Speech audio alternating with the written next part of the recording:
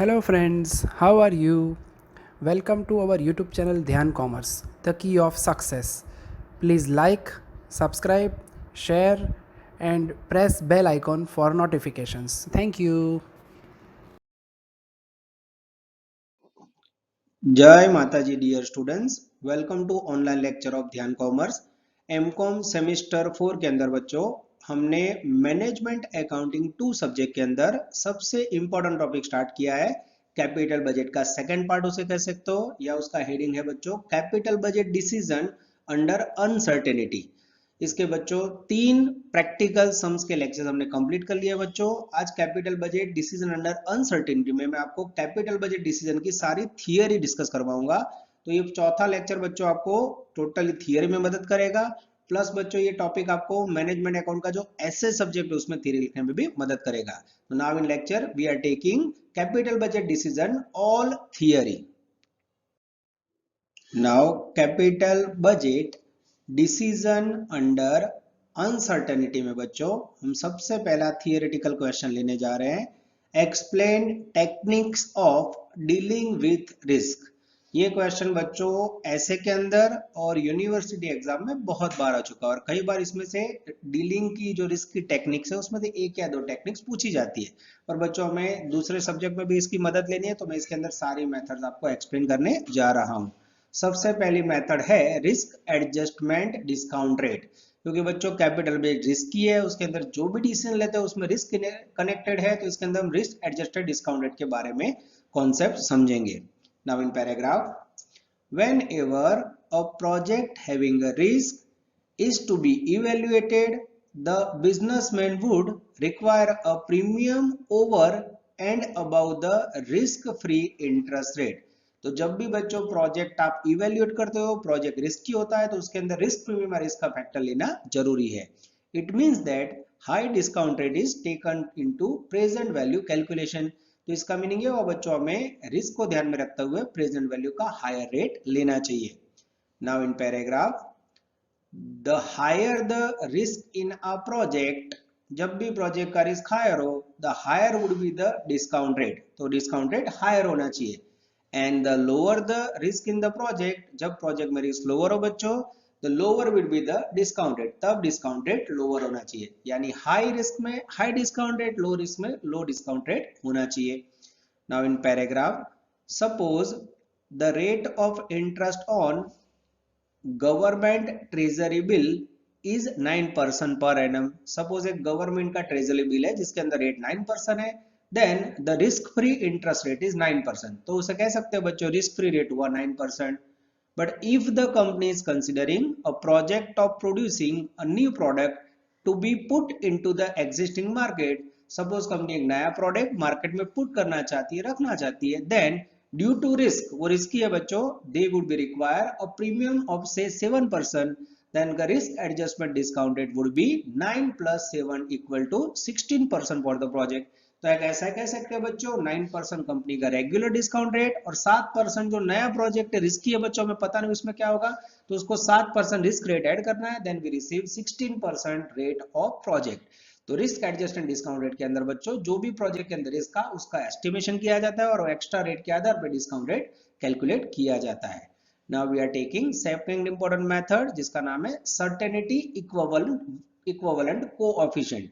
ये बच्चों स्टैटिस्टिक्स के अंदर आपने कोरिलेशन के अंदर पढ़ा हुआ है, शॉर्ट में इसे बोला जाता है CE, certainty equivalent coefficient. Now in paragraph, paragraph में बच्चों इसे समझते हैं। The above method suffers from the weaknesses, that is suggest adjustment of discount rate. ये मेथड बच्चों वीकनेसेस के कारण सजेस्ट कर दिया हमें discount rate, while really speaking it is the future cash flow which should be adjusted. और सही में बच्चों वो आपको फ्यूचर कैश फ्लो का एडजस्टमेंट सिखाती है। Now we are continuing second method certainty coefficient rate. Paragraph में बच्चों, the certainty equivalent coefficient method is used to remove these defect and adjust the estimated future cash flow। ये method बच्चों future के अंदर जो भी डिफेक्ट है, खामी है, और फ्यूचर के अंदर जो भी अनसर्टेनिटी से दूर करता है। Here the future cash flows are estimated as usual but along with that riskless cash flow is determined. अगर बच्चों आप सर्टेनिटी इक्विवेलेंट मेथड यूज करते हो तो जो कैश फ्लो मिलेगा वो रिस्कलेस मिलेगा और बच्चों उसमें कोई प्रॉब्लम रहेगा नहीं. Now in paragraph, suppose the management estimates that taking into account the risk involved in the project, the cash flow for second year is rupees 30,000. Suppose management ने एस्टिमेट किया है बच्चों जिसके अंदर रिस्क इन्वॉल्व है, उसके अंदर सेकेंड ईयर का कैश फ्लो एज्यूम किया है 30,000, but they believe that a minimum of rupees 20,000 is sure to be received. पर 30,000 अंदाज लगाया बच्चों, पर उसमें से मात्र कितना रिसीव होने वाला है? 21,000 100% विदाउट रिस्क रिसीव होगा, ऐसा कह सकते हैं. तो अब यहाँ बच्चों ये 30,000 के सामने 21,000 रिसीव होने वाला है, तो इसको क्या कहेंगे पैराग्राफ में? Thus the riskless cash flow for the second year is 21,000, यानी रिस्क बिना का वैल्यू 21,000 है. Thus for riskless flow of rupees 21,000, the risky cash flow is rupees 30,000. तो उसके लिए बच्चों risky cash flow कह सकते हैं 30,000 है.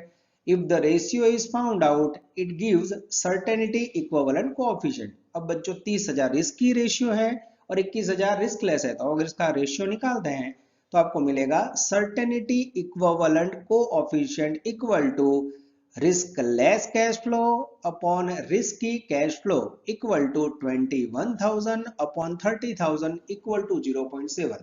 तो ये प्रोजेक्ट के अंदर बच्चों रिस्कलेस वैल्यू 0.7 यानी 70% है, ऐसा कह सकते हैं. तो इस प्रकार से बच्चों सेकंड मेथड को आप ऐसा एक एग्जांपल लेके एक्सप्लेन कर सकते हो. Now in certainty equivalent coefficient को लास्ट पैराग्राफ में समझते हैं. The certainty equivalent coefficient method is used to remove this defect and adjust the estimated future cash flow. तो बच्चों कोएफिशिएंट सर्टेनिटी मेथड फ्यूचर की जो भी डिफेक्ट है उसे रिमूव करता है और हमें करेक्ट कैश फ्लो देता है. Here the future cash flow are estimated as usual, but along with that riskless cash flow is also determined. तो ऐसा कह सकते हैं बच्चों कि ये मेथड का यूज करके सर्टेनिटी इक्विवेलेंट को लेने के बाद हमें रिस्कलेस कैश फ्लो रिसीव होगा. ये हुआ बच्चों आपका सेकंड सबसे important method. Now we are taking third method, sensitivity analysis, जो गुजरात यूनिवर्सिटी 18 और 19 में 2 बार आ चुकी है. गुजराती में से कहा जाता है संवेदनशीलता विश्लेषण. इसके अंदर बच्चों कुछ एजम्पशन किया जाता है जिसको हम पैराग्राफ में समझते हैं. The sensitivity analysis provides how sensitivity the cash flow is to be estimation errors. ये मेथड के अंदर बच्चों कैश फ्लो कितना एस्टिमेटेड एरर्स जनरेट करता है उसको ध्यान में रखा जाता है. Of course cash flow also depends upon a number of factors like discount rate, project life etcetera.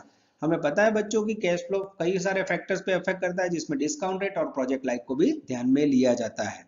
Now in paragraph, all these estimates may go wrong because they are all prone to estimation errors. अगर बच्चों estimate errors आ जाए तो जो भी आपने estimation किया वो सब wrong हो जाएगा. As future is uncertain, हमें पता है future बच्चों अनिश्चित है.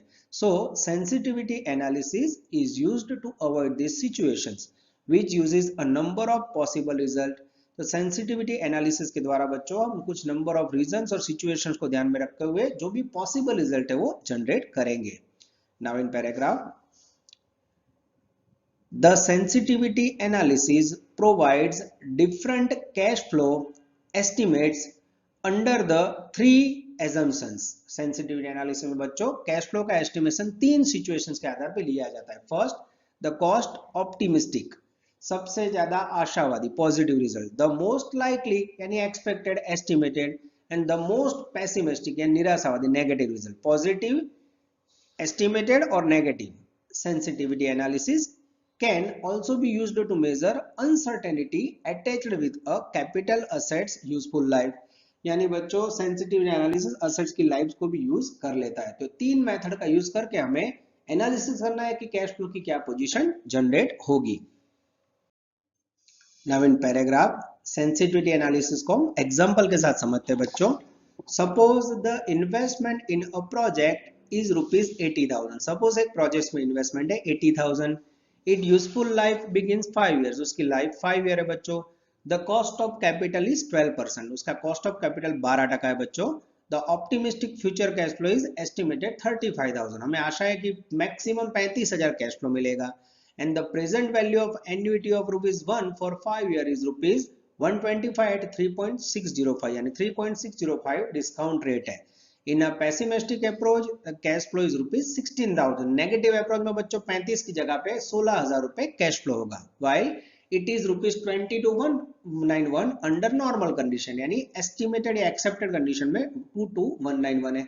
ये तीन कंडीशन में हमारे पास कैश फ्लो है बच्चों। अब ये तीनों कंडीशन में हम कैश फ्लो को डिस्काउंटेड 3.605 से मल्टीप्लाई करेंगे तो हमें पता चलेगा कि हमें कितनी प्रेजेंट वैल्यू मिलेगी। Now in paragraph the net present value under all the three estimates would be as follow. अब आपके सामने प्रेजेंट वैल्यू आएगी बच्चों। प्रेजेंट वैल्यू ऑफ ₹35,000, यानी कह सकते हैं सबसे ज्यादा पॉजिटिव ऑप्टिमिस्टिक। 35 into 360 मल्टीप्लाई करोगे तो आएगा 126,175, उसमें से इन्वेस्टमेंट माइनस करोगे तो 46,175 एनपीवी आएगा। सेकंड कंडीशन में बच्चों 22,191 है, जिसको आप 3.605 से मल्टीप्लाई करोगे तो आएगा 80,000, उसमें से इन्वेस्टमेंट माइनस करोगे तो आपको नेट प्रेजेंट वैल्यू मिलेगी 0। और थर्ड में बच्चों निराशावादी स्थिति में 16,000 रुपए आपको कैश फ्लो मिल रहा है, उसको 3.605 से मल्टीप्लाई करोगे तो आपको मिलेगा 57,680 और आंसर आएगा माइनस में 22,320। तो ऐसा कह सकते हैं बच्चों, पहली परिस्थिति में पॉजिटिव में प्रेजेंट वैल्यू 4615, मीडियम में 0 और नेगेटिव में -22320 कह सकते हैं। तो इस प्रकार से बच्चों आपको सेंसिटिविटी एनालिसिस में एक एग्जांपल है कि ऑप्टिमिस्टिक, पेसिमिस्टिक एंड एस्टिमेटेड तीनों स्थिति एक्सप्लेन करनी है। Now in paragraph, thus this method takes into account the uncertainty of the future। ये मेथड बच्चों फ्यूचर की अनसर्टेनिटी को ध्यान में लेता है एंड गिव्स 3 एस्टिमेट, और आपको 3 प्रकार के एस्टिमेशन देता है। It is thus superior to the single forecast. तो ऐसा कह सकते हो बच्चों सिंगल फिगर फोरकास्ट के लिए बहुत इंपॉर्टेंट है। But this method does not disclose the possibility of occurrence of this variations. ये बच्चों सारे वेरिएशंस को डिस्क्लोज नहीं करता है। To remove this shortcoming the probability of occurrence of these variations should be taken into account। तो इसमें बच्चों शॉर्ट कमिंग को रिमूव करके प्रोबेबिलिटी को ध्यान में लेना चाहिए, ऐसा कह सकते हैं। तो 3 एस्टिमेशन में बच्चों चेंजेस आ सकता है। तो एक तरफ हम मेथड को अच्छा बता रहे हैं, साथ में हम ऐसा बता रहे हैं कि इसके अंदर कोजेस को रिमूव करके हमें प्रोबेबिलिटी ध्यान में लेनी चाहिए। Now capital budget with uncertainty के अंदर बच्चों रिस्क फैक्टर की चौथी मेथड हम लेने जा रहे हैं, जिसका नाम है प्रोबेबिलिटी असाइनमेंट। प्रोबेबिलिटी को गुजराती में बोला जाता है संभावना, संभावना विश्लेषण। तो ये बच्चों एक स्टैटिस्टिक्स के मेथड है। अब इसको हम अच्छी तरह थियरी में समझते हैं। It has been seen in the above discussion on sensitivity analysis that it gives different estimates of cash flows but fails to show the chances of variability of the cash flow। यानी ऐसा कह सकते हैं बच्चों जो आगे method में sensitivity analysis में पढ़ी वो आपको एस्टिमेट्स देता है डिफरेंट कैश फ्लो का, और उसके अंदर जो वेरिएबिलिटी का चांसेस है वो आपको नहीं दिखा रहा है, यानी उसमें प्लस माइनस होने के चांसेस है वो हमें क्लियर नहीं हो रहा है। पैराग्राफ में for this purpose probability may be assigned, इसके लिए बच्चों प्रोबेबिलिटी या संभावना को ध्यान में लेना चाहिए। To each of the cash flow, हर एक कैश फ्लो के लिए this probability assignment will give some definite measure of possibility of different cash flow. तो इस प्रकार का बच्चों प्रोबेबिलिटी आपको परफेक्ट कैश फ्लो का मेजरमेंट देगा। It indicates the percentage chances of occurrence of each possible cash flow. ये बच्चों आपको परसेंटेज देगा कि कितने परसेंटेज आपका कैश फ्लो करेक्ट होने वाला है। Now in paragraph, for example in the above case if the probability of occurrence of cash of ₹35,000 is 0.6, यानी वो 60% है, it means that ₹21,000 is probable cash flow. तो ऐसा कह सकते हैं कि प्रोबेबिलिटी में 21,000 आपको मिलेगा। If probability is 1, it means that it is certain to take place। तो आपको पूरा कैश फ्लो मिलेगा। There is no doubt about it। If the probability assigned is 0, it means it is not likely to occur at all। तो आपको कुछ भी मिलने वाला नहीं है। Thus the probability varies from 0 to 1, यानी जो probability संभावना बच्चों 0 से 1 के बीच में होनी चाहिए। Now in paragraph, suppose the probability assigned to cash flow for 3 years rupees 20,000, rupees 15,000 and rupees 10,000। Suppose 3 साल का आपके पास कैश फ्लो है बच्चों, जिसमें प्रोबेबिलिटी है 0.5, 0.3, 0.2। Then the probable cash flow will be as follow. तो यहाँ बच्चों प्रोबेबिलिटी भी एक एस्टिमेशन है जिसमें धारणा की जाती है 0.5 यानी 50% कैश फ्लो मिलेगा ऐसी शक्यता, 0.3 यानी 30% एंड 0.2 यानी 20%। तो इस प्रकार से बच्चों आपको एक प्रैक्टिकल एग्जांपल बना देना है, पैराग्राफ में आराम से एक्सप्लेन करना है। Now we are explaining probability with expected cash flow। सबसे पहले बच्चों फर्स्ट ईयर में हमने 20,000 कैश फ्लो एज्यूम किया है जिसमें प्रोबेबिलिटी 0.5 है, तो एक्सपेक्टेड कैश फ्लो होगा 50% यानी 10,000। सेकेंड ईयर में बच्चों कैश फ्लो 15,000 जिसमें प्रोबेबिलिटी 0.3 हमने एज्यूम की है, वैल्यू आएगी 4500। और थर्ड ईयर में बच्चों हमने एज्यूम किया 10,000 जिसमें प्रोबेबिलिटी है 0.2 यानी एक्सपेक्टेड कैश फ्लो होगा 2,000, यानी ऐसा कह सकते हैं टोटल 16,500 आपका प्रोबेबिलिटी के आधार पे एस्टिमेटेड कैश फ्लो होगा। तो इस प्रकार से बच्चों आप कोई भी अमाउंट लेके आप इसे एक्सप्लेन कर सकते हो। Now in paragraph, the above values gives a more accurate estimates of likely cash flow than one without assigned probabilities। तो ऐसा कह सकते हैं बच्चों प्रोबेबिलिटीज के कारण हमें जो भी कैश फ्लो रिसीव होगा वो करेक्ट और एक्चुअल होने के चांसेस बहुत ज्यादा है। The probabilities assigned may be objective और सब्जेक्टिव, वो ऑब्जेक्ट से रिलेटेड या सब्जेक्ट से रिलेटेड हो सकती है। Objective probability is that which is based on a large number of observation. ऐसा कह सकते हैं बच्चों objective probability large number of observation के आधार पर ली जाती है and under independent and identical situations repeated over time, वो बार बार बच्चों सिचुएशंस में रिपीट करके चेक की जाती है। Now in paragraph, they are based on single event, वो एक सिंगल इवेंट पर बेस्ड होती है। In capital budgeting probability assignments are generally subjective and not based on objective. Mostly बच्चों सब्जेक्टिव की एडिशन पे प्रोबेबिलिटी ध्यान में ली जाती है, ऑब्जेक्टिव एविडेंस और लार्ज नंबर्स के ट्रायल्स को इसमें ध्यान में नहीं लिया जाता है।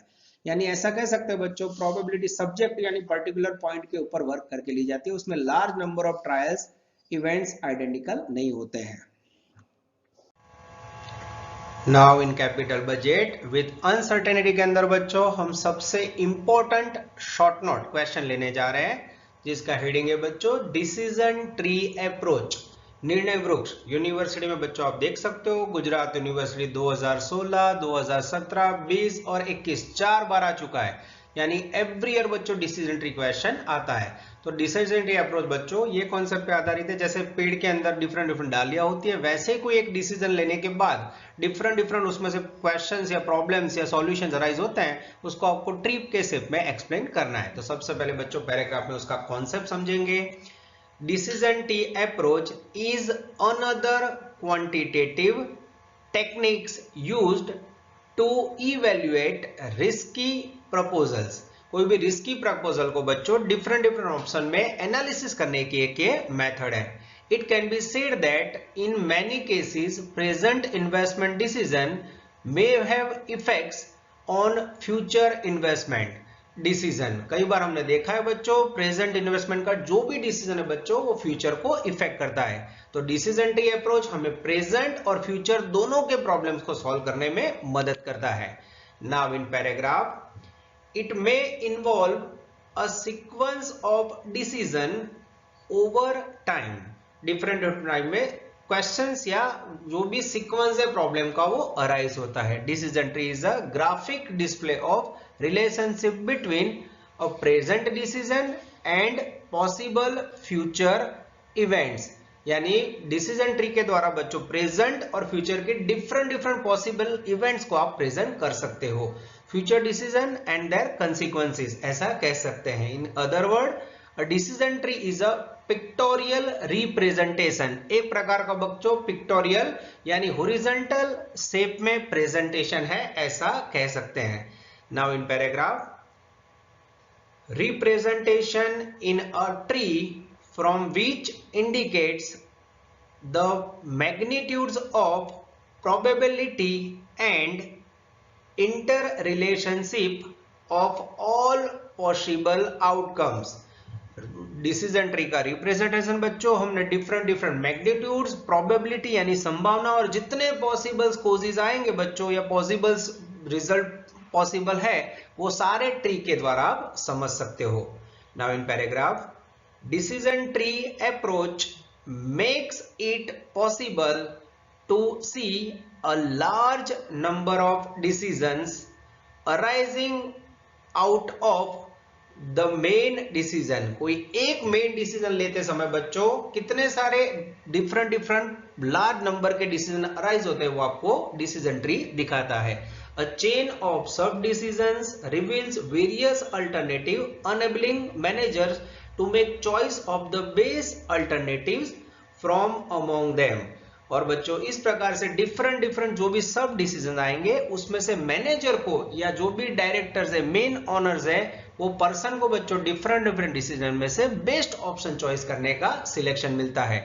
तो बेसिकली देखा जाए तो बच्चों डिसीजन ट्री अप्रोच एक ऐसा कॉन्सेप्ट है जिसमें आपको एक डिसीजन लेना है, जैसे कि सेल इंक्रीज करना है, पर सेल इंक्रीज करने के लिए कौन कौन से सब डिसीजन आएंगे तो उसको ट्री के शेप में समझाना है बच्चों।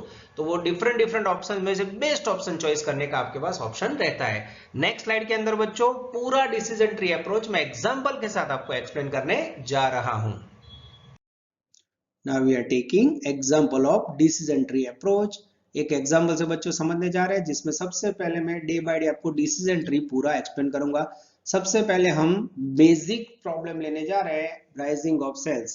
सपोज हमें बिजनेस के अंदर बच्चों सेल्स को इंक्रीमेंट करना है। अगर सेल्स को इंक्रीमेंट करना हो तो सबसे पहले राइट साइड आप पहला ऑप्शन देख सकते हो। अगर सेल मुझे 1.5 लाख रुपए इंक्रीज करना हो तो 1 लाख रुपए स्पेंड करने होंगे, तो मुझे 1 लाख रुपए स्पेंड करने होंगे, जिसे कह सकते हैं चेंज और इंप्रूवमेंट इन क्वालिटी। यानी मैं अगर क्वालिटी के अंदर इंप्रूव करना चाहता हूं तो मेरा सेल 1.5 लाख बढ़ेगा और खर्चा 1 लाख रुपए बढ़ेगा। उसके बाद कह सकते हो बच्चों लेफ्ट साइड आप देख सकते हो चेंज और इंप्रूवमेंट इन प्रोडक्ट। अगर मैं प्रोडक्ट के अंदर चेंज और इंप्रूवमेंट करूंगा तो मेरा सेल राइज होगा 3 लाख रुपीस, पर उसके लिए मुझे इंप्रूवमेंट में 2 लाख रुपए ऐड करने होंगे। यानी मुझे सेल इंक्रीज करना हो तो आप देख सकते हो लेफ्ट साइड राइट साइड अलग अलग क्वेश्चन जनरेट हो रहे हैं। उसके बाद है बच्चों टू अंडरटेक पब्लिसिटी। सपोज मैं प्रोडक्ट की पब्लिसिटी करना चाहूँ तो मेरा सेल बढ़ेगा, ऊपर आप देख सकते हो राइट साइड पे 2 लाख रुपए मुझे स्पेंड करना होगा 1 लाख, यानी पब्लिसिटी के लिए मेरा पहला प्रॉब्लम 1 लाख रुपए खर्च करना होगा।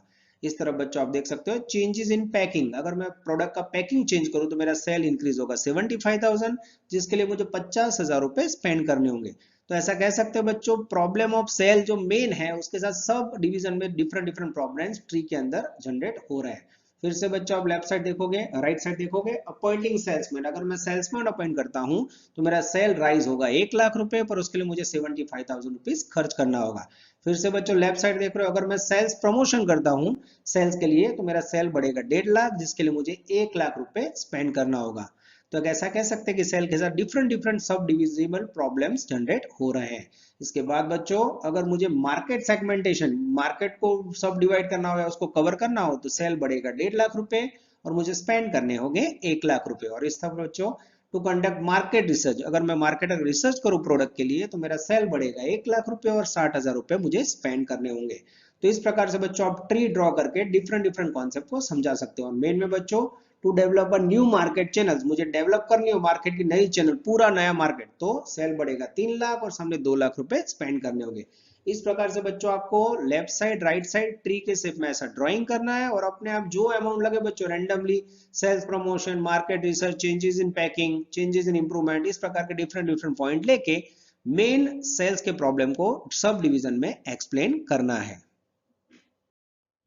डिसीजन ट्री अप्रोच का बच्चों ट्री से पूरा प्रेजेंटेशन समझने के बाद अब उसके एडवांटेज देखते हैं, बेनिफिट ऑफ डिसीजन ट्री। तो सबसे पहला एडवांटेज है बच्चों based decision. Yes, decision tree के आधार पर बच्चों डिफरेंट डिफरेंट सब डिवीजन में आप बेस्ड डिसीजन ले सकते हो। Now in paragraph, in the method of decision tree after determined different alternatives comparing them, proper alternatives is selected.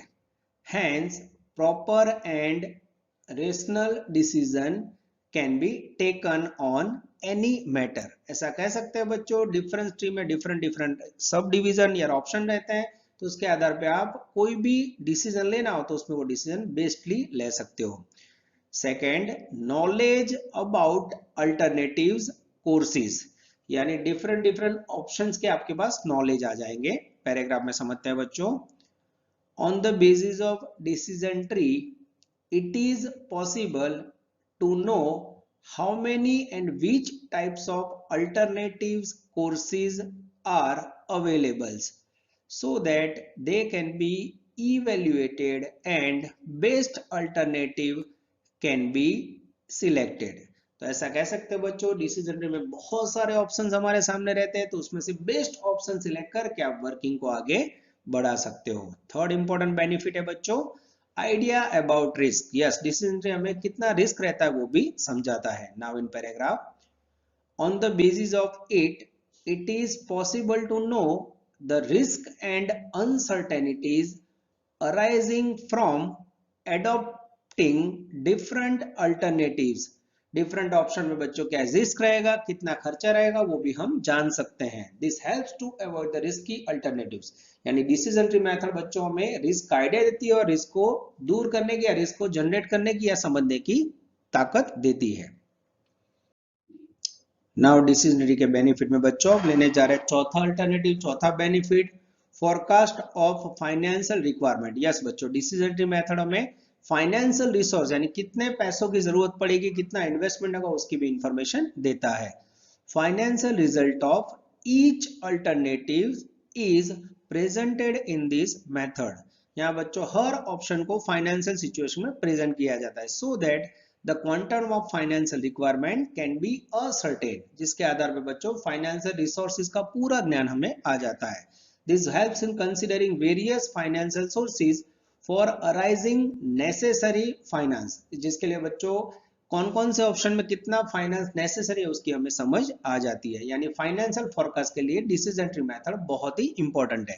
5 number, support and cooperation of employees. Yes बच्चों, ये method के अंदर employees का भी सपोर्ट बहुत ज्यादा रहता है, ऐसा कह सकते हैं। Now in paragraph, decision tree provides useful structure for the discussion of complex problems and their solutions। Decision method बच्चों बहुत ही कॉम्प्लिकेटेड प्रॉब्लम्स को भी डिस्कस करता है और उसके सब डिविजन्स दिखाता है। Decision regarding different alternatives can be made with different offices and employees. Different different concept को बच्चों डिफरेंट डिफरेंट एम्प्लॉयर ऑफिस में डिस्कस किया जा सकता है। Their cooperation and support can be obtained if their proper and real suggestions are accepted. तो इसके आधार पर बच्चों ऑफिस के एम्प्लॉय का कोऑपरेशन और उनके रियल सजेशन को भी ध्यान में रख के एक्सेप्ट किया जा सकता है। यानी ये मेथड हमें एम्प्लॉय और स्टाफ को सपोर्ट करने में मदद करती है, ऐसा कह सकते हैं।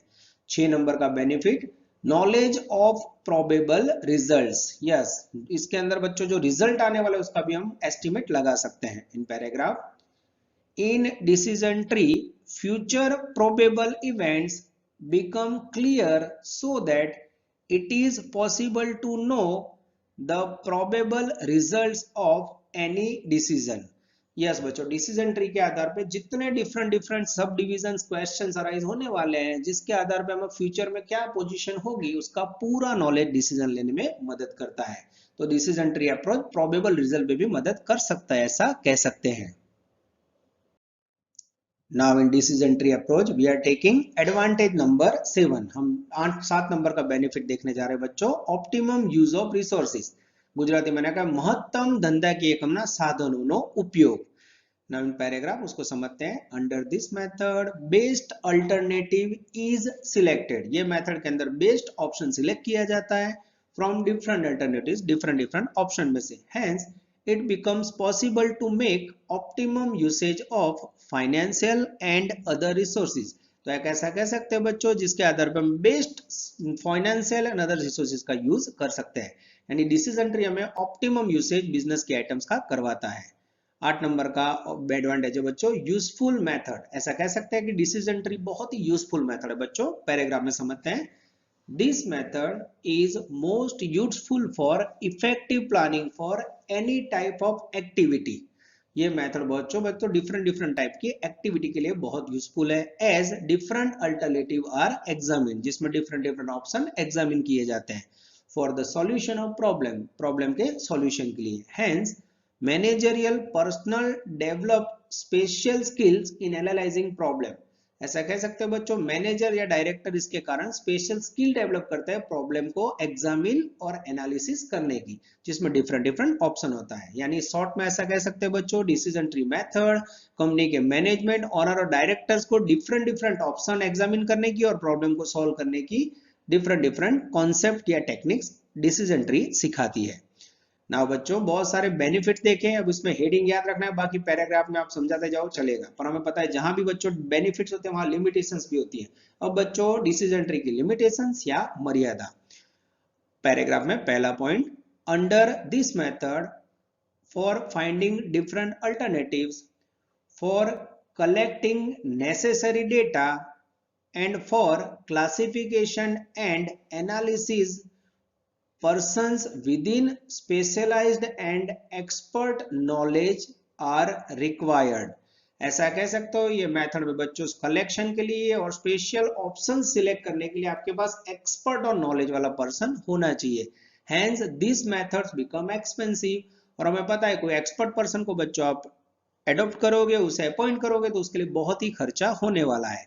Small business units can not afford to adopt this method, यानी ऐसा कह सकते हैं बच्चों डिसीजन ट्री का कॉन्सेप्ट बहुत ही बड़ा बिजनेसमैन हो वो कर सकता है, छोटे बिजनेस वालों के लिए ये मेथड एक्सपेंसिव है। This is called limitations of decision tree. Now we are taking second limitations of decision tree. Second, in actual practice sometimes complex and difficult problems arises, यानी प्रैक्टिकल फील्ड में बच्चों सही में कई बार बहुत ही डिफिकल्ट प्रॉब्लम जनरेट होते हैं। It is difficult to present such problems by way of decision tree, और वो प्रॉब्लम को बच्चों ट्री के शेप में प्रेजेंट करना डिफिकल्ट है, तो डिफिकल्ट प्रॉब्लम्स को ट्री में प्रेजेंट करना ये बच्चों इसकी लिमिटेशंस कह सकते हैं। Third, as this method requires determining different alternatives, collecting data, analyzing them etc, need much time is consumed, यानी डिफरेंट ऑप्शंस अल्टरनेटिव और कलेक्शन के लिए बहुत ज्यादा टाइम चाहिए बच्चों, यानी ये मेथड टाइम टेकिंग ऐसा कह सकता है। Hence sometimes prompt decision can not be taken, यानी एट अ टाइम आपको डिसीजन लेना हो क्विक डिसीजन तो उसमें ये मदद नहीं करती है। Fourth, this method is based on probability, ये मेथड बच्चों संभावना यानी एस्टिमेशंस के ऊपर आधारित है। इफ दिस एस्टिमेट्स और probability do not turn out to be true, अगर ये प्रोबेबिलिटी और एस्टिमेशन बच्चों सही ना हो, सच्चे ना हो, देन डिसीजन टेकन में बी रॉन्ग, तो जो भी डिसीजन लिया जाएगा रॉन्ग लिया जाएगा बच्चों, और unwise and there may be a possibility of changing there in future, यानी वो फ्यूचर में बच्चों गड़बड़ होने के चांसेस है। यानी प्रोबेबिलिटी रॉन्ग बच्चों तो डिसीजन भी रॉन्ग, ये डिसीजन ट्री का एस्टिमेशन लिमिटेशंस कह सकते हैं। 5 number, this method suggest alternatives solutions regarding different problems का ये डिफरेंट सॉल्यूशन देता है बच्चों, but it does not mention the best solutions, different different options में बच्चों डिफरेंट डिफरेंट सॉल्यूशन देता है पर वो बेस्ट सॉल्यूशंस नहीं देता है। The solution has to be found out by managers, if they make mistake it is possible that it may lead to failure. Yes बच्चों, और जो डिसीजन होता है वो लिया जाता है मैनेजर द्वारा या मैनेजमेंट द्वारा, और अगर मैनेजमेंट गलत डिसीजन ले बच्चों तो वो डिसीजन फेल होने के चांस है। तो डिसीजन ट्री में ऐसा कह सकते हैं बच्चों डिसीजन रॉन्ग लिया जाता है और बेस्ट डिसीजन नहीं लिया जाता है। This is called fifth main limitations of decision tree.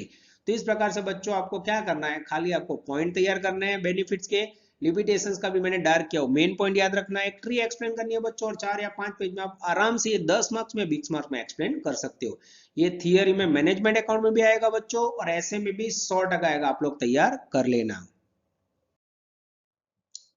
Now in capital budget with uncertainty में बच्चों पहले टेक्निक्स ऑफ रिस्क समझने के बाद सेकंड इंपॉर्टेंट क्वेश्चन हम लेने जा रहे हैं, जिसका हेडिंग है बच्चों explain the effect of inflation and taxes in capital budgeting process with illustration. Gujarat university 2016, 2018 और 2019 में आ चुका है बच्चों। इन्फ्लेशन हम सबको पता है, प्राइस राइज, वो कैपिटल बजट में असर करता है कि नहीं बच्चों, वो एग्जांपल के साथ आपको एक्सप्लेन करना है। Now we are taking explanation. सबसे पहले बच्चों हम इसका इंट्रोडक्शन पार्ट समझते हैं।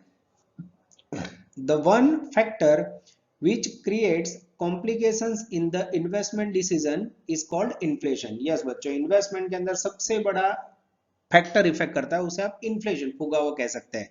As one author has put it, inflation is a fact of life all over the world. Inflation बच्चों पूरी लाइफ का वर्ल्ड के अंदर फैक्ट है, ऐसा कह सकते हैं। अ double digit of inflation is a common feature in developing countries like India. India जैसे कंट्री में बच्चों इन्फ्लेशन मोस्टली डबल फिगर में आता है, 12 से 15% के बीच में भाव वधारो। Because the cash flow of an investment project occur over a long period of time, a firm should usually become or be concerned about the impact of inflation on the project's profitability. ऐसा कह सकते हैं बच्चों, जो भी आप project long period के लिए अप्लाई करने वाले हो उसमें प्रॉफिट के अंदर इन्फ्लेशन की इफेक्ट देनी चाहिए। The capital budgeting results will be based if the impact of inflation is not correctly factored. अगर बच्चों कैपिटल बजट के अंदर आपने इन्फ्लेशन की इफेक्ट करेक्ट ना दी हो तो उसका एनालिसिस रॉन्ग होने के या करेक्ट ना होने के चांसेस आएंगे, ऐसा कह सकते हैं।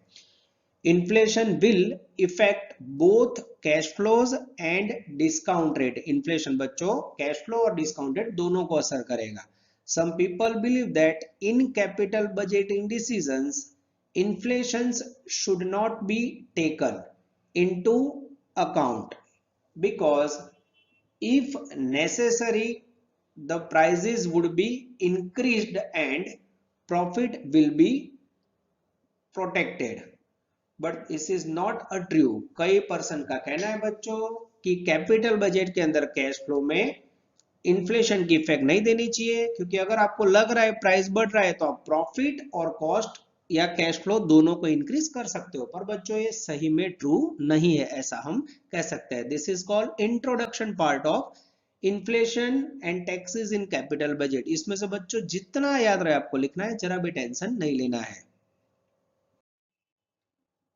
नाउ इन पैराग्राफ, इन्फ्लेशन के अंदर बच्चों इफेक्ट नहीं देनी चाहिए वो कहने वाले रॉन्ग है, उसके लिए हम पैराग्राफ में कॉन्सेप्ट समझा रहे हैं। This is because selling price and cost do not move to the same degree in inflation.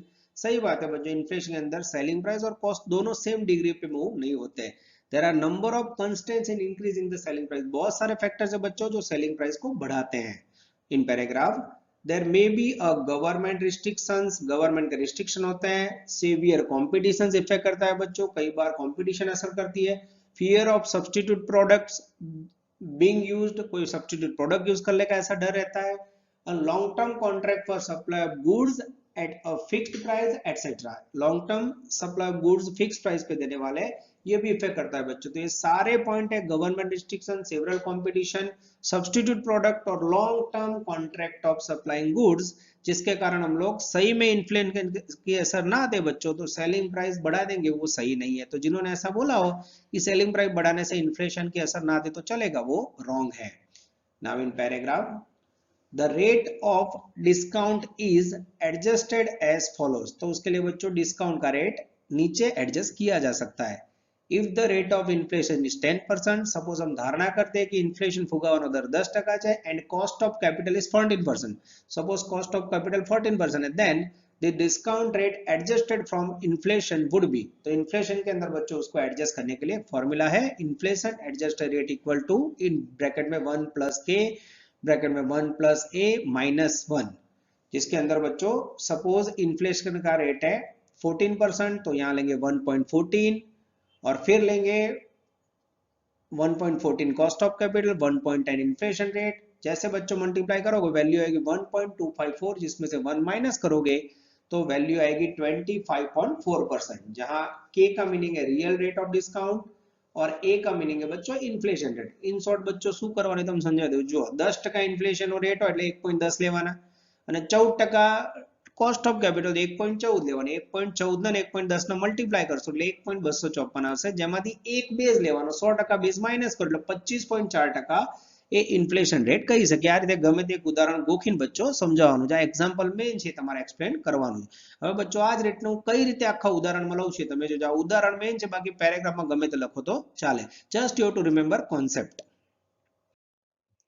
Now we are understanding inflation effect with one illustration. Illustration or example of inflation effect. Paragraph में बच्चों पूरा company का example लेके हम inflation की effect समझते हैं. A company is considering a capital investment project. एक कंपनी कैपिटल इन्वेस्टमेंट प्रोजेक्ट में इन्वेस्ट करना चाहती है. In which initial investment would be rupees 2 lakhs, जिसके अंदर 2 लाख रुपए इन्वेस्ट करना है. Its useful life is estimated at 5 years. उसकी एस्टिमेटेड लाइफ है बच्चों 5 years and would yield a cash revenue of rupees 1,20,000. और कंपनी हर साल 1,20,000 रेवेन्यू प्रॉफिट अर्न करेगी. It will required cash expense 40,000 every year. यानी एग्जांपल हो गया बच्चों जिसके अंदर 2 लाख इन्वेस्ट करना है 5 साल के लिए और 1,20,000 रुपए आपको हर साल इनकम मिलेगी जिसमें 40,000 रुपए आपका कैश एक्सपेंडिचर होगा. अब यही एग्जांपल में बच्चों हम इन्फ्लेशन इफेक्ट देके समझाते हैं. It is estimated that general price levels index will rise by 10% at a year for the next 5 years. हर साल बच्चों इन्फ्लेशन का रेट 10% इंक्रीज होने वाला है ऐसी हम धारणा कर रहे हैं. The cost of capital may be taken at 50%. Cost of capital की धारणा कर रहे हैं हम लोग 15%. Depreciation is charged by straight line method. Depreciation straight line से होगा and tax rate may be assumed 50%. यानी सेकंड पैराग्राफ में प्राइस का इंक्रीमेंट 10% होगा, डेप्रिसिएशन का rate 15%, sorry cost of capital का रेट 15% होगा, डेप्रिसिएशन स्ट्रेट लाइन से होगा और टैक्स विल बी 50%. अब इसको बच्चों हम सॉल्यूशंस के तौर पे समझते हैं. Now solution. अब ये एग्जांपल को बच्चों इन्फ्लेशन इफेक्ट के आधार पे समझाते हैं. सबसे पहले point number 1, the depreciation in this case will be rupees 2 lakh divided by 5 year equal to 40,000. तो सबसे पहले डेप्रिसिएशन कितना होगा बच्चों, तो 2 लाख डिवाइड बाय 5 ईयर करोगे तो हर साल 40,000 होगा. 2 नंबर में बच्चों अब इन्फ्लेशन इफेक्ट समझते हैं. Inflation index will be during first year is 1.1, 10% increase होगा तो 100 में 10 ऐड करो तो 110 होगा बच्चों, यानी first year 1.1. During second year 1.1 को फिर से 1.1 से मल्टीप्लाई करोगे 1.21, फिर 1.21 को 1.1 से मल्टीप्लाई करोगे थर्ड ईयर में आएगा 1.331 और फोर्थ ईयर को बच्चों 1.331 से 1.1 से मल्टीप्लाई करोगे. इन शॉर्ट जो वैल्यू है उसको 1.1 से मल्टीप्लाई करते रहोगे तो आपको एवरी ईयर डिस्काउंट का रेट मिलेगा. पहले साल 1.1, second year 1.21, third year 1.31, fourth year 1.46 और फिफ्थ ईयर 1.464, 1.1 से मल्टीप्लाई करोगे तो 1.610. अब उसके बाद बच्चों कैश फ्लो को फ्यूचर के साथ एडजस्ट करना है इसके आधार पे. तो ये बच्चों मैंने इन्फ्लेशन रेट कैसे निकाला आप आराम से देख सकते हो. पहला 100% से 10 उम्र 110 था 1.1, फिर दूसरे में 1.21 में मल्टीप्लाई करते जाना है. चलो अब बच्चों इन्फ्लेशन के आधार पे एडजस्टेड डिस्काउंट रेट हम लोग फाइंड करते हैं. The adjusted discount rate will be as follow. तो उसमें बच्चों जो फॉर्मूला मैंने आगे सिखाया था 1 + k ब्रैकेट में 1 + a - 1. तो 15% discount rate, 15% cost of capital है बच्चों, इसलिए हमने 100 + 15 115 को लिखा है 1.15. फिर इन्फ्लेशन रेट है 10% बच्चों, 100 में 10 ऐड करो तो 110 यानी 1.1 लिया. 1.15 को 1.10 से मल्टीप्लाई करोगे तो वैल्यू आएगी 1.265, जिसमें से 1 यानी 100% लेस करोगे तो इन्फ्लेशन एडजस्टेड रेट 26% आया, ऐसा है कह सकते हैं. अब बच्चों ये पूरे टेबल में कैसे आपको एक्सप्लेन कराऊंगी, आप एक टेबल मगअप कर लेना या याद कर लेना. As present value tables are not available for 26.5%, we take 26% only. तो बच्चों हम 26% से टेबल को प्रेजेंट करेंगे. सबसे पहले टेबल में particular first year, second year, third year, fourth year, 5 year इस प्रकार 5 साल का डेटा लेंगे. सबसे पहले लिखेंगे बच्चों टोटल रेवेन्यू इनकम. आप बच्चों लास्ट स्लाइड में जाए इनकम लखी है, એટલે जो एग्जांपल તમે યાદ રાખશો તો જ ખબર પડશે. દર વર્ષે 1,20,000 रुपया इनकम થાય જેવી ધારણા. अब इसमें से डिडक्ट करेंगे बच्चों कैश एक्सपेंडिचर. हर एक साल में खर्च है बच्चों 40,000 जो हमने आगे एग्जांपल में समझा. 1/20 में से आप 40,000 खर्च लेस करोगे बच्चों तो आपको मिलेगा प्रॉफिट बिफोर डेप्रिसिएशन हर साल 80,000. इसमें से बच्चों आपने जो डेप्रिसिएशन काउंट किया है वो डिडक्ट करने से पहले आपको लेना है इन्फ्लेशन इंडेक्स, जो मैंने आगे वाली स्लाइड में 2 नंबर में गिना था 1.1, 1.21. ये बच्चों इन्फ्लेशन का रेट है जिससे आप मल्टीप्लाई करोगे तो आपको मिलेगा एडजस्टेड प्रॉफिट या टैक्स बिफोर रेवेन्यू 88, 96, 800, 106, 480. इस प्रकार से बच्चों 5 साल का आपको रेवेन्यू या प्रॉफिट मिलेगा, जिसमें से अब आप माइनस करोगे डेप्रिसिएशन एवरी ईयर 40,000 तो आपको मिलेगा प्रॉफिट आफ्टर डेप्रिसिएशन 48,000, 56, 800, 66, 480, 77, 120, 88, 800, जिसमें से आप लेस करोगे बच्चों टैक्सेस 50% तो आपको रिसीव होगा प्रॉफिट आफ्टर टैक्स. या inflation adjusted profit after tax ऐसा कह सकते हैं। अब बच्चों इसमें जो डिस्काउंट रेट है, सॉरी डेप्रीशिएशन है, वो पहले आपको ऐड करना है। Then you receive net cash flow 64,000, 68,400, 73,240, 78,516, 84,400। इस प्रकार से बच्चों आपको इन्फ्लेशन इफेक्ट देने के बाद नेट कैश फ्लो फाइंड करना है, जो इन्फ्लेटेड कैश फ्लो के आधार पर आई हुई वैल्यू कह सकते हैं। अब बच्चों जो आगे वाले टेबल में पूरा सम नहीं आ रहा था, इसलिए मैंने नेक्स्ट स्लाइड में टेबल को लिया है, जहां आपके पास जो नेट कैश फ्लो लास्ट में लिखा है वो मैंने कंटिन्यू लिया है। अब नेट कैश फ्लो को बच्चों आप डिस्काउंट फैक्टर जो आपने लिया हुआ है 15% प्रेजेंट वैल्यू वाला, वो 15% का कैलकुलेटर से कैसे ढूंढना वो तो पता है आपको। 1/115 परसेंटेज दबाओगे तो आपको प्रेजेंट वैल्यू फैक्टर्स मिल जाएगा, और जैसे इससे मल्टीप्लाई करोगे बच्चों you will receive present value of cash flow 55 680 51 710। इन प्रकार से बच्चों पांचों साल का आपको प्रेजेंट वैल्यू मिलेगा। ये पांचों साल का वैल्यू इसका टोटल करोगे बच्चों तो will receive total present value 2,42,465 ऊपर का टोटल है, जिसमें से बच्चों आप इन्वेस्टमेंट लेस करोगे या इनिशियल इन्वेस्टमेंट माइनस करोगे ₹2 लाख, तो आपको नेट प्रेजेंट वैल्यू रिसीव्ड होगी बच्चों 42,465 ऐसा कह सकते हैं। ये हुआ बच्चों outstanding example of understanding inflation effect in capital budget decision. तो पैराग्राफ में कह सकते हैं here as the net present value is positive it should be accepted. ये हो गया बच्चों आपका full example of inflation with capital expenditure and cash flow. Now we are taking important MCQs of capital budget decision under uncertainty, जिसमें पहला MCQ है बच्चों lower the discount rate blank the present value। तो याद रखो बच्चों अगर discount rate lower होगा तो आपके सामने चार ऑप्शंस है, हमेशा प्रेजेंट वैल्यू हायर आएगी। यही क्वेश्चन को बच्चों मुझे उल्टा पूछना हो तो हायर द डिस्काउंट रेट तो आप लिखोगे लोअर द प्रेजेंट वैल्यू, खास ध्यान रखना। सेकंड क्वेश्चन है बच्चों risk adjusted discount rate is higher than risk free discount rate. क्या बच्चों सही है? हाँ, रिस्क एडजस्टेड डिस्काउंट रेट में बच्चों रिस्क और प्रीमियम दोनों आ जाता है, तो ये एकदम सही है, आंसर आएगा ट्रू। थर्ड है बच्चों coefficient of variation is and absolute measurement for measuring risk. Risk को मेजर करने के लिए बेस्ट मेथड, ये बच्चों सही है ना? ये मेथड 100% रिस्क को मेजर नहीं करता है, तो आंसर आएगा फॉल्स। 4 नंबर में बच्चों चौथा MCQ decision tree approach is a technique which deals with risk measurement. Decision tree method बच्चों रिस्क मेजरमेंट के लिए सही है, क्या सही है? यस बच्चों, आंसर आएगा ट्रू, ये डिसीजन के रिस्क को मेजर करता है। 5 number sensitivity analysis provides a single estimate of future return from project. Sensitivity analysis single result देता है, रॉन्ग है बच्चों। उसमें 3 प्रकार के अपने एनालिसिस किए जाते हैं, पेसिमिस्टिक, ऑप्टिमिस्टिक एंड प्रोबेबल, तो ये गलत है बच्चों। ये हो गया आपका एमसीक्यू नंबर 5। उसके बाद है लास्ट एमसीक्यू 6 नंबर बच्चों। ये सारे एमसीक्यू यूनिवर्सिटी के आप खास ध्यान रखना। Probability means likelihood of happening an event, ये एकदम सही है बच्चों। Likelihood of happening event probability को, संभावना को बोला जाता है। This 6 questions are asked by university in last 5 years. तो पांचों या 6 एमसीक्यू बच्चों अच्छी तरह याद कर लो। Now we are taking MCQ number 7। अब बच्चों कुछ और एमसीक्यूज बच्चों उससे ले लेते हैं। मोस्ट टाइम पे 7 to take capital budgeting decision is a blank decision, it is called बच्चों फ्यूचर डिसीजन, आंसर आएगा बी। अब देख सकते हो जो सही आंसर उसको मैंने रेट से अलग किया हुआ है।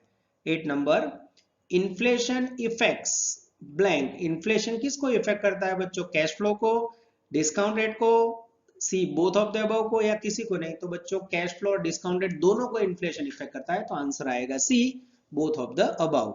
9 नंबर में बच्चों where the cost and revenue यानी income and revenue change at a different rates of inflation is known as, cost और रेवेन्यू दोनों चेंज हो बच्चों डिफरेंट रेट ऑफ इन्फ्लेशन से, उसे कहा जाता है डिफरेंशियल इन्फ्लेशन। आंसर आएगा बच्चों ए। बाकी के ऑप्शन मात्र नॉलेज के लिए, डिफरेंशियल इन्फ्लेशन आपको याद रखना है, बाकी के कोई ऑप्शन काम के नहीं है। उसके बाद है बच्चों MCQ number 10 from which of the sources information is obtained at the time of risk analysis for capital budgeting।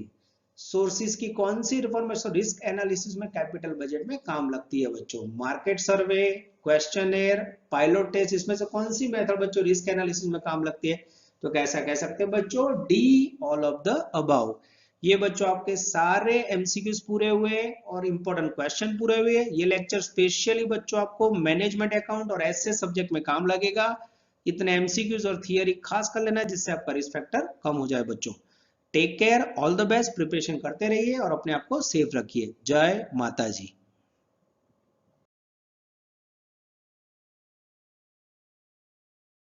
Please like, subscribe, share and press bell icon for notifications.